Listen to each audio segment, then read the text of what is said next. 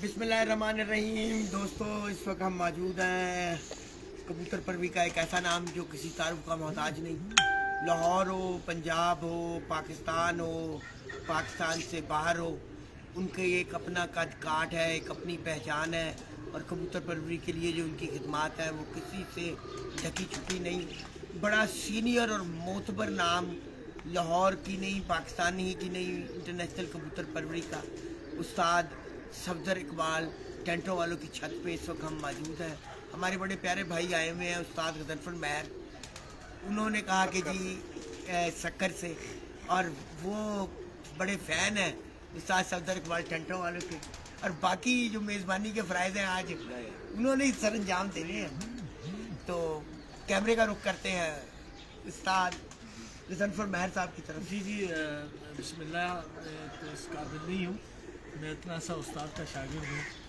और इन्हीं की ज़ुबानी जब मैंने 4-5 साल पहले एक बात सुनी थी कि मैं उसी बात को लेकर चलता हूँ, क्योंकि बड़ों की बातें कोई समझे, वो मुझे समझ आ गई। ये कामयाबियाँ जो मुझे मिली है इतनी सारी, तो ये उस्ताद सफदर इकबाल की फैमिली की तरफ से जो है मुझे मिली। वो क्यों मिली? कामयाबी कबूतरों से सिर्फ नहीं होती, कामयाबी एक दुआ से भी होती है, एक उसके विज़न को समझने से भी होती है। मैं इनके घर पे रहा रात को, बड़ी बड़ी बातें लोग कहते थे कि ये है वो है, मगर इन्होंने बोला कि जी हमने अपने कल्चर को, अपने ख़ानदान के एक सिस्टम को चलाया। कबूतर परवरी में मेरे बेटे बड़े बड़े ओहदों पर हैं, मगर मैंने इनको शौक़ में क्यों रखा? इसलिए रखा कि ये शौक़ मुझे अजीज़ है, इस शौक़ को इज़्ज़त दिलाई है। लाहौर में अगर शौक़ को इज़्ज़त दिलाई उस्ताद सफदर इकबाल और उनकी फैमिली के मेम्बरान ने, जो किरदार अदा किया उस्ताद नायाब हैदर की टीम से मिलकर, जो उनके नाम है, लाहौर के बहुत बड़े नाम है यहाँ पर, मगर सबसे अफजल नाम जो सर फेरस आता है, इस शौक़ को एवरेस्ट टूर्नामेंट देना, हिट की परवाज़ों से एवरेस्ट पर लाना भी उस्ताद ही का कारनामा है। मेरी मुराद उस्ताद सफदर इकबाल टेंटा वाला, जो इस उम्र से में भी आकर इतनी सारी बाजियां लगा चुका है शौक़ में। नहीं तो शौक़ में ब्रीडर कबूतर पाल कर भी शौक़ हो सकता है, मगर शौक़ आसमान का उस्ताद के दिलों में बसा हुआ है। तो ये नहीं तो मुझे बहुत सारी बातें हैं उस्ताद के लिए, बहुत सारे लफ्ज़ हैं मेरे पास, मगर होता क्या है, उन्हीं की ज़बानी कुछ सुने तो बेहतर लगता है। हम सीखने आते हैं इस दरवाज़े पर, ये दुआ का दरवाज़ा भी है और सबक और नॉलेज का दरवाज़ा भी है मेरे लिए। उस्ताद जी कैसे हैं आप? ठीक है, अल्लाह का करम है, माशाल्लाह। करम है अल्लाह का। ये बंदे को भूल गए हम, एक जो आजकल हमारे हुए जो है उस्ताद शाहिद सुबानी साहब जी। सारी जिम्मेदारियां तो अब उस्ताद सफदर इकबाल साहब के जी फर्जंद, और अब तो कमांड इनके पास है। ये लाहौर में जो छत भी इन्हीं के नाम से उठती है। और जो सबसे बड़ी बात मैं करना चाह रहा हूँ, उस्ताद साहब की इस दफ़ा नौशहरा फ़िरका से गुजरांवाला में एक बहुत बड़ा मुकाबले तय पा गए हैं। हाफिज नईम भट्टी ग्रुप से और भी कई खिलाड़ियों से, जिनमें चांद महर है, अंजुम गुराया है, बिशारत महर है, इस तरह शेख गुलजार है, और बहुत सारी छतों से जेट के 1-to-1 मुकाबले तय पा गए हैं। और एक और बड़े कांटेदार किस्म का माहौल बनता हुआ नज़र आ रहा है, और लोगों की नज़रें मुकाबले की तरफ है। उस्ताद जी से उसका भी अहवाल लेते हैं। उस्ताद जी सारी जिंदगी शौक में दे देती है माशाल्लाह, तो हुण भी तो मचाई हुई, यानी जो मैं होश संभाली मेरे हथ कबूतर से। हाँ ਵੱਡੇ ਭਾਈਆਂ ਨੇ ਰੱਖੇ ਸੀ, ਹਾਂ। ਮੈਂ ਵੀ ਉਹਨਾਂ ਦੇ ਨਾਲ ਹੀ ਸੀ। ਬਸ ਇਸ ਨੇ ਪ੍ਰਵਾਨ ਚੜਦਾ ਗਿਆ ਤੇ ਮੈਨੂੰ ਹਾਲੇ ਤੱਕ ਗਈ ਕਿ ਮੈਂ ਜਿਉਂ ਹੋਸ਼ ਸੰਭਾਲੀ ਕਬੂਤਰੀ, ਕੋਈ ਕ੍ਰਿਕਟ ਨਹੀਂ ਖੇਲੀ, ਕੋਈ ਫੁੱਟਬਾਲ ਨਹੀਂ ਖੇਲੀ, ਕੋਈ ਹੋਰ ਗੇਮ ਨਹੀਂ ਖੇਲੀ। ਬਸ ਜਿਹੜਾ ਪੜ੍ਹਾਈ ਤੋਂ ਹਟ ਕੇ ਫਾਰਗ ਟਾਈਮ ਹੁੰਦਾ ਸੀ ਉਹ ਕਬੂਤਰਾਂ 'ਚ ਗੁਜ਼ਾਰ ਦਿੱਤਾ। उस्ताद जी आपके तो माशाल्लाह भाई भी शौक़ में है, बेटे भी शौक़ में हैं, जी, तो क्या इसमें कोई ऐसा तो नहीं होता कि आपके दरमियान कुछ कबूतरों पे तलखी हो आपस में? बड़ा अच्छा सवाल किया आपने। ये अक्सर छतों पे होता है, और कबूतर जो परवर शौकीन है ना, 2-3 भाई या बेटे भतीजे मिलके करें तो उधर हो जाता है कबूतरों को तैयारी देने में। لیکن الحمدللہ میرے ایسا نہیں ہے. پہلی تو بات ہے کہ میرے جو دوسرے بھائیوں نے کہ اپنی علیحدہ چھتیں ہیں. ایک تو وہ ہے بڑا بھائی کی چھت وہ بنائی ہے بولا بھائی نے, جو دلاور خان صاحب کے چھوٹے بھائی کے شاگرد ہیں بشیر خان صاحب کے, وہ اس نے بنائی ہے چھت علیحدہ. تو میں اب چلا گیا ہوں نوشہرہ ورکا سائڈ پہ, یہ میرے بیٹے کی چھت ہے. تو ہم اب مقابلوں میں اپنے اڑائیں گے, مشورے فون پہ کر لیں گے, لیکن اس سے پھر جو ہے نا نچاکی پیدا نہیں ہوتی. نچاکی تب پیدا ہوگی گھر میں بھائیوں میں. اگر 5 بھائی ہیں نا, اگر ان کی شادی نہ کرو تو وہ ایک کمرے میں سو کے ساری عمر گزار سکتے ہیں. اپنا نوالا دوسرے بھائی کو دینے تک تیار ہوتے ہیں. جب شادیاں ہو جائیں, بچے ہو جائیں, تو پھر ایک گھر میں رہنا مشکل ہو جاتا ہے. یا پھر وافر مقدار میں رزق ہو, پیسہ عام ہو تو پھر نہیں, ورنہ بھوک کی لڑائی گھر میں ہو جاتی ہے.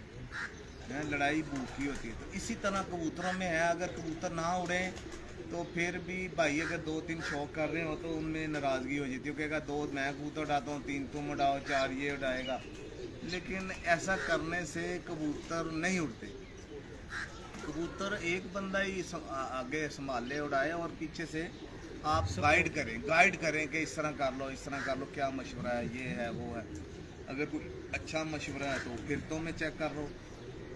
میں تو بھائی جان بات یہ ہے کہ پھر تو میں ہر چیز چیک کر لیتا ہوں, جو دینا لینا کرنا اسی پہ ان کو یوز ٹو کر کے تو پھر بازیوں میں وہی چیز لگا. یہ جو باقی لڑائی ہماری کسی بھائی کی نہیں ہوتی. یہ علیحدہ چھتیں ہیں, اپنی چھتوں کے خود مختار ہیں, تو لڑائی کیوں ہونی. اب ینگ پلیئر ہمارے ساتھ ہے شاہد سبحانی بھائی, اور اس ٹائم لاہور میں شوق بھی جدت میں ان کا ہاتھ ہے, شانہ بشانہ. ایک چیز کی وضاحت کر دوں کہ آپ کرتے ہیں ماشاءاللہ.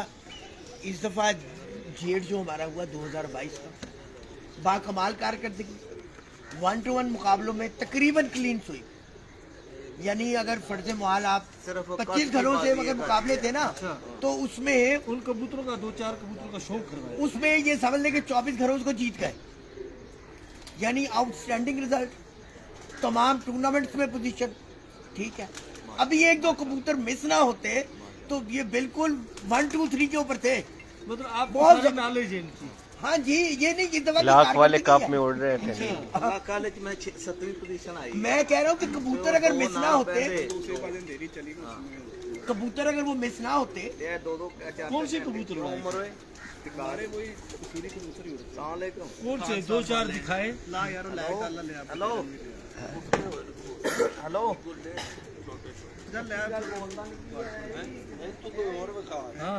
دکھاؤ, کوئی دکھاؤ تو صحیح یار. تو دوستو یہ میں آپ کو نا تعارف دے رہا تھا. بہت آؤٹ اسٹینڈنگ کارکردگی کا مظاہرہ کیا اس دفعہ ماشاءاللہ.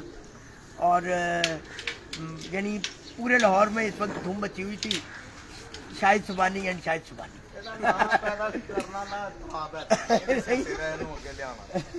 شاہد سبحانی کی جی دھوم تھی.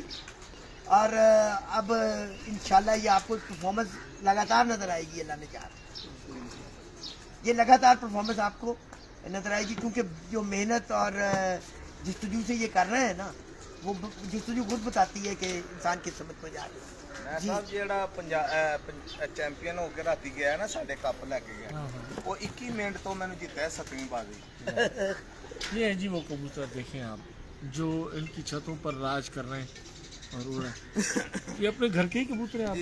یہ سارے خان صاحب کے جو ہلو السلام علیکم مینٹین کیے ہوئے انہوں نے. وعلیکم السلام جی. بات ٹھیک ہے. میں تو کی گل آواز کٹی جاندی تیری.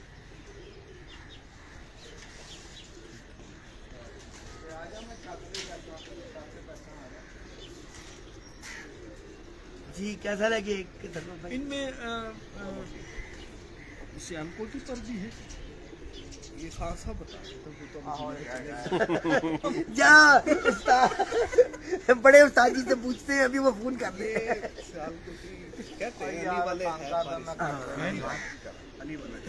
لیکن آپ نے گیس کی ہے, چلو میں کر सही बात है। एक सरफर साहब भी तो मास्टर हो गए हैं ना। चलो एनजी रख लो गल ये सवाल आप उस्ताद जी से कर सकते हैं। कंप्लीट बताएंगे आपको। असल में परफेक्ट कबूतर जो चलो, ठीक। पहले थे ही सियालकोटी कबूतर, ये अब ना पहले बटेरे होते थे अली वाले। ਇਹ ਜਿਹੜੇ ਕਬੂਤਰ ਨੇ ਨਾ ਇਹ ਉਦੋਂ ਦੇ ਨੇ ਉਦੋਂ ਟੈਡੀ ਨਾਂ ਦੀ ਕੋਈ ਚੀਜ਼ ਨਹੀਂ ਸੀ ਹੈਗੀ ਪਾਕਿਸਤਾਨ ਚ ਨਾ ਦੁਨੀਆ ਵਿੱਚ। ਟੈਡੀ ਨਾਂ ਦਾ ਕਬੂਤਰ ਹੀ ਨਹੀਂ ਸੀਗਾ। ਇਹ ਫਿਰ ਟੈਡੀ ਬਾਅਦ ਚ ਨਾਂ ਪਿਆ ਹੈ। ਜਿਹੜਾ ਟੈਡੀ ਨਾਂ ਪਿਆ ਹੈ ਨਾ ਉਹ ਕਬੂਤਰ ਮੇਰੇ ਭਾਈ ਕੋਲ ਆਉਂਦੇ ਸਨ, ਕਿਉਂਕਿ ਮੀਆਂ ਨਜ਼ੀਰ ਜਿਹੜਾ ਹੈ ਨਾ ਮੇਰੇ ਭਾਈ ਦਾ ਉਸਾਦ ਭਰਾ ਹੈ। ਅੱਛਾ, ਤਾਂ ਸਾਹਿਬ ਦਾ ਸ਼ੇਰ ਸੀ।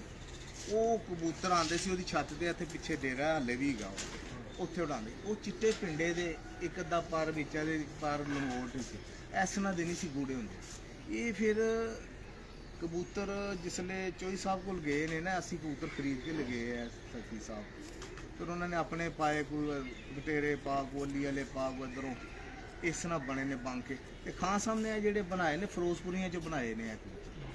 ਇਹ ਵਿੱਚ ਕਈ ਨੀਲੀ ਅੱਖ ਹਲਕੀ ਜਿਹੀ ਕੱਢ ਦਿੰਦੇ ਨੇ ਫਿਰੋਜ਼ਪੁਰੀ ਬਣਾ ਕੇ। ਉਹਦੇ ਇੱਥੇ ਇੱਕ ਇਹਨਾਂ ਨੇ ਕੱਢੇ ਇਹ ਇੱਕ ਦੇਖिए ਫਿਰੋਜ਼ਪੁਰੀ ਤੇ ਫਿਰਦਾ ਹੀ ਉਹ ਸਾਹਮਣੇ। लाला के कबूतर है। ये भी आपके अपने घर के कबूतर ही है। ਇਹ ਖਾਨ ਸਾਹਿਬ ਦੇ ਹੀਰਾ ਲਾਲ ਉਹ ਵੀ ਚੱਲੇ ਆ ਰਹੇ ਨੇ ਅੱਗੋਂ ਬੱਚੇ, ਉਹਨਾਂ ਦੇ ਬੱਚੇ ਦਰ ਬੱਚੇ। ये देखिए जी हीरा लाल है, पुराने ਇਹ कबूतर हैं। ਪੁਰਾਣੇ ਕਬੂਤਰ ਹੀਰਾ ਲਾਲ ਪਿਓਰ ਕਬੂਤਰ ਨੇ ਅਸਲ। उस्ताद दिलावर खान। ਹਾਂ ਜੀ ਖਾਨ ਸਾਹਿਬ ਸਾਡੇ ਕੋਈ ਨਹੀਂ ਹੈਗੇ। ਸਾਡੇ ਕੋਲ ਕਿਹੜਾ ਸੀ, ਸਾਡੇ ਰੰਗ ਵੀ ਨਹੀਂ ਬਦਲੇ, ਕਿਸੇ ਨੇ ਵੀ ਨਹੀਂ ਸੀ ਰੱਖੇ ਰੰਗ ਵੀ ਕੋਈ। अच्छा ਹੋਰ ਗਹਿਰੇ ਛਾਪਦਾਰ ਹੋ सर जी, हमारे पास अगर ये हो तो हम तो गोल्डन ही बोलते हैं इनको। ਹਾਂਜੀ हाँ, इसमें से निकलेंगे ਕਹਿੰਦੇ ਨੇ 골ਡਨ ਕਹੀ ਜਾਣਾ। ਅਸੀਂ ਤੇ ਜਿਹੜਾ ਨਾਂ ਰੱਖਿਆ ਨਾ, ਇਹ ਖਾਨ ਸਾਹਿਬ ਨੇ ਕਮਗਰਾਂ ਵਾਲੇ ਚ ਮੋਤੀਆਂ ਵਾਲੇ ਪਾ ਕੇ ਬਣਾਏ। ਇਹ ਜਿਹੜਾ ਸਿਰ ਹੈ ਨਾ, ਇਹ ਮੋਤੀਆਂ ਵਾਲੇ ਦੀ ਨਿਸ਼ਾਨੀ ਹੈ। ਇਹ ਉਹਨਾਂ ਨੇ लाला के कबूतर है। अच्छा, इनमें सियान वापसी सब मौजूद है। ਬਹੁਤ ਤੇਜ਼ ਕਬੂਤਰ ਹੈ, ਪ੍ਰਵਾਸ ਬਹੁਤ ਹੈ। ਦੇਖੋ ਜੀ ਕੁਛ ਹੈ ਤੇ ਅਸੀਂ ਰੱਖੇ ਨਾ, ਕਿੰਨੇ ਅਰਸੇ ਤੋਂ ਉਮਰ ਗੁਜ਼ਰ ਗਈ। ਇਹ ਵੀ ਕੱਢਦੇ ਜੇ ਤੌਸੀਆਂ ਚ। इसमें तो ਇਹ ਵੀ ਜਿਹੜੇ ਧੁੰਦ ਹੈ ਨਾ ਉਹਨਾਂ ਚ ਇਹ ਵੀ ਕੱਢਦੇ। हाँ, ਕੋਈ ਕੱਢ ਦਿੰਦੇ ਨੇ। ਅਸਲ ਲਾ ਦੇ ਨਾ, ਦਾਦਾ ਪੋਤਰੀ ਜਾਂ ਨਾਨਾ ਦੋਤਰੀ ਲਾ ਦਿਓ ये ਤਾਂ ਕੱਢ देखें जी। ਦੇ। ਲੇਕਿਨ ਇਹ ਵੀ ਤੌਸੀਆਂ ਚ ਹੀ ਹੈਗਾ। ਉਹਨਾਂ ਪਾਏ ਨੇ, ਬਣਾਏ ਨੇ, ਪਤਾ ਨਹੀਂ ਕੀ ਕੀ ਪਾ ਕੇ ਬਣਾਇਆ। ਸਲੇਟੀ ਵੀ ਕੱਢ ਦਿੰਦੇ ਜੇ। हाँ जी, मिक्स। ਹੀਰਾ ਲਾਲ ਵੀ ਕੱਢਦੇ ਨੇ, ਇਹ ਵੀ ਪਹਿਲੇ ਕੱਢਦੇ ਸੀ। ਤੇ ਹੀਰਾ ਲਾਲ ਤੇ ਬਹੁਤ ਕੱਢਦੇ ਨੇ। ਸਾਡੇ ਕੋਲ ਨਾ ਇਹ ਦੋ ਨਸਲਾਂ ਜ਼ਿਆਦਾ ਨੇ। फिरोजपुरी, रामपुरी, ये कबूतर तो वैली चले आ रहे हैं। मगर ये फाइन हो कबूतर- गया ना अंदर दिखा के आए शौक में। सारे जोड़े वाले हैं, उड़ने वाले? ये उड़ने वाले हैं, जोड़ों वाले हैं?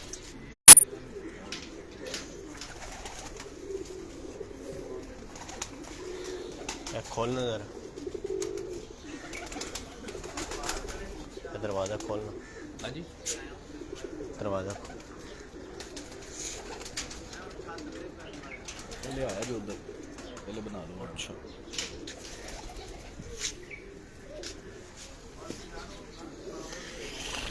इस वक्त जी हम उस्ताद सफदर टेंटा वालों के छत पे मौजूद हैं और उनके जोड़ने वाले कबूतरों का शौक करवाते हैं।